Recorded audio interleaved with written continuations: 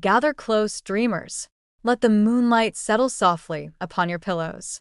Tonight, I will tell you the story of a princess, a prophecy, a hidden danger, and a guard with four legs whose loyalty changed the destiny of an entire kingdom. This is the story of Princess Olamma of Ichi Kingdom. Long ago, in the peaceful kingdom of Ichi, nestled between green hills and silver rivers, a baby girl was born to King Odian and Queen Kem. The kingdom rejoiced.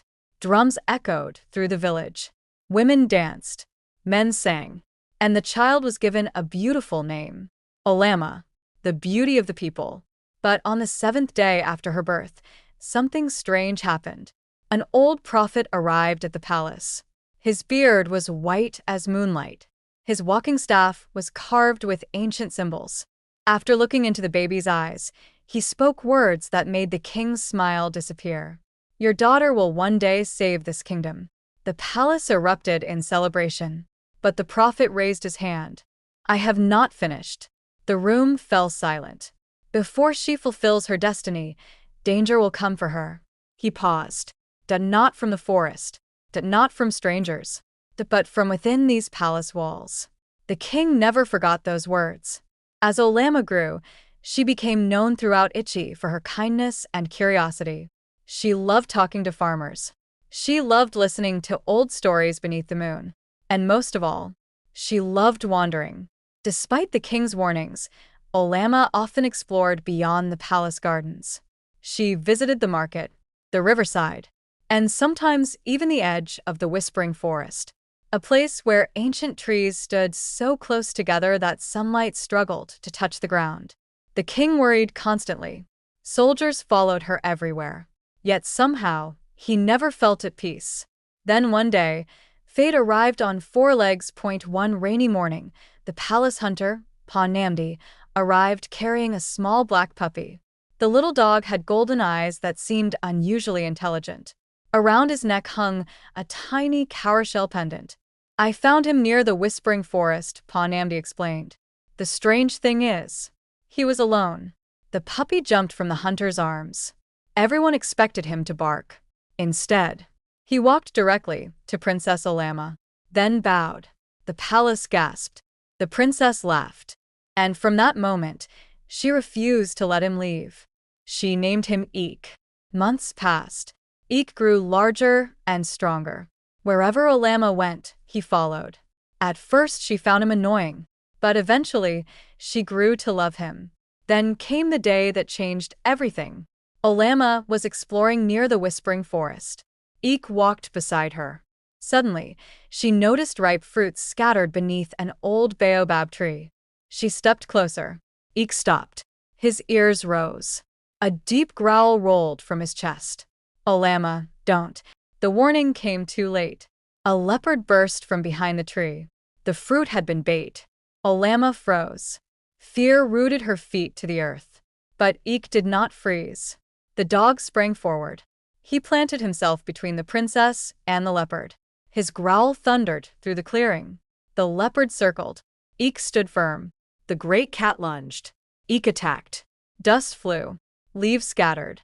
The leopard expected an easy meal. Instead, it found courage. Finally, confused and frustrated, the leopard retreated into the shadows. Olamma ran forward and hugged Eek. For the first time, she understood. He was not merely a dog.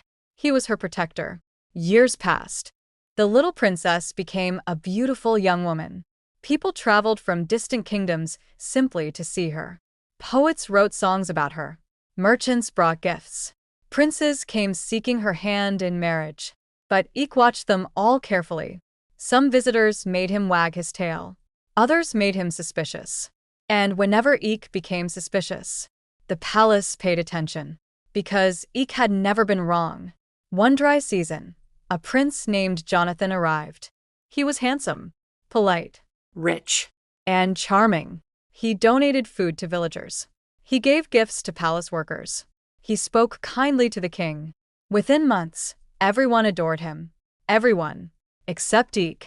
The first time Jonathan approached Olamma, Eek stepped between them. A low growl escaped his throat. The prince laughed nervously. Perhaps he simply doesn't know me. But the growling never stopped. Whenever Jonathan entered a room, Eek became alert. Whenever Jonathan spoke privately with Olamma, Eek refused to leave. Soon the servants began whispering. Why did the faithful dog distrust such a perfect prince? No one knew. Months later, wedding preparations began. The kingdom celebrated. Colorful banners filled the streets. Musicians played day and night.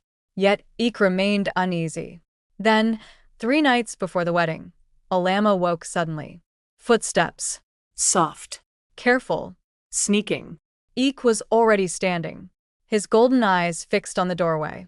Without a sound, he rushed into the corridor. Olamma followed. Together they moved through the dark palace. Then they saw it, a hooded figure slipping into King Odian's chamber. The figure carried a dagger. Eek charged. The intruder fled. The palace erupted into chaos. Guards shouted. Torches blazed. Doors opened. The chase thundered through the hallways. Finally, Eek cornered the stranger near the royal treasury. The hood fell. Everyone froze. It was Prince Jonathan. The king demanded answers. At first Darius lied. But hidden letters were discovered. Secret maps. Messages from enemy kingdoms. The truth emerged. Jonathan never loved Olamma. He intended to marry her, take control of Ichi, and hand the kingdom to its enemies. At that moment, King Odian remembered the prophet's warning. Danger would come from within the palace walls. And it had. But so had salvation. Because one faithful dog had seen what no human could see. The kingdom held a great celebration. Songs were written about Eek. Children told stories about him. Years later, EJ died. And a magnificent statue was erected at the palace gate. Not of a king, not of a warrior, but of a dog. A loyal dog with a cowrie-shell pendant. Beneath it were carved these words. True protection does not always carry a sword. Sometimes it walks on 4 legs. Years later, when Queen Olamma ruled the kingdom wisely, visitors often asked about the statue. She would smile, Touch the stone gently. And say, the greatest guard I ever knew needed no crown, no title, and no reward. He only needed a heart full of loyalty. And so, dreamers, whenever you think courage belongs only to kings, and whenever you think heroes must wear crowns, remember Eek, because sometimes the bravest guardian, the truest friend, and the purest heart walks on 4 legs. Good night.